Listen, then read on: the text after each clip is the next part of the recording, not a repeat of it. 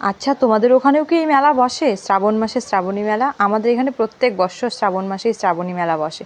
মাস ভর থাকে এই মেলা। শ্রাবণ মাস তো এদিকে শেষের দিকে, তবুও যাবো যাবো করে আর মেলায় যাওয়া হয়ে ওঠেনি। অনেকবার প্ল্যান করেছি মেলায় যাবো, আর প্ল্যান করে আর যাওয়া হয়ে ওঠে না। সেই জন্য আজকে হুট করেই বেরিয়েছিলাম রাত 10টায় দুজন। পাপা ঘুমিয়েছিল, সেই জন্য পাপাকে মার কাছে রেখে দুজন মিলে বেরিয়েছিলাম। আগে ছোটবেলায় যখন মেলায় ঘুরতে যেতাম আর এখন যখন মেলায় যাই তার মধ্যে অনেক তফাৎ। এই দেখো, মেলায় গিয়ে আমি লাবুবুর মাস্তুতো বোনকে খুঁজে পেয়েছি। ছোটবেলায় মেলায় যাওয়াটা ছিল শখের ব্যাপার, আর এখন হচ্ছে প্রয়োজন। এখন আর মেলায় গিয়ে শখের জিনিস দেখা বা কেনা কোনোটাই হয় না, শুধু হয় প্রয়োজনের জিনিস। ছোটবেলার সেই শখের দিনগুলো খুব মিস করি। কখন যে হঠাৎ করে এতটা বড় হয়ে গেলাম বুঝতেই পারলাম না। ছোটবেলার অনেক শখের মধ্যে শুধু এই শখটাই ধরে রেখেছি। এই দেখো, আমার বর লটারি কেটে কত একটা দামি জিনিস পেয়েছে।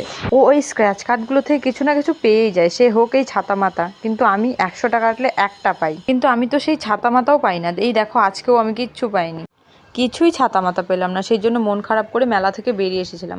আর আমার এই খারাপ মনটাকে একটু ভালো করার জন্য আমার বর নিয়ে এসেছিল আমার এই মন ভালো করার ফেভারিট জায়গায়। আর বিরিয়ানি দেখে কি কারো মন খারাপ থাকতে পারে বলো তো? বিশেষ করে আমার মতো বিরিয়ানি প্রেমী যারা আর কি। তারপর আর কি বিরিয়ানি নিয়ে রওনা দিলাম বাড়ির দিকে। বাড়িতে এসে দেখি মাও মায়ের মন ভালো করা জিনিস নিয়ে বসে আছে, মানে আর কি সিরিয়াল। বিরিয়ানি নিয়ে এসে তো অলরেডি মনটা অনেকটা ভালো হয়ে গিয়েছিল, তার মধ্যে আবার বর খাইয়ে দিচ্ছিল সেই বিরিয়ানি। এর থেকে মন ভালো করার জিনিস আর কি হতে পারে বলো তো? কথায় আছে ভালো কিছু হলে নাকি মিষ্টি মুখ করতে হয়, আর আজকে এত ভালো ঘটনাগুলো ঘটলো, মিষ্টি মুখ না করলে হয়? সেই জন্য এই রসমালাইটা খেয়ে ভালোটাকে আর একটু ভালো করে দিলাম। আজকের মতো মেলার গল্প এখানে এসে দেখা হচ্ছে অন্য কোনো ভিডিওতে। Tata, bye bye.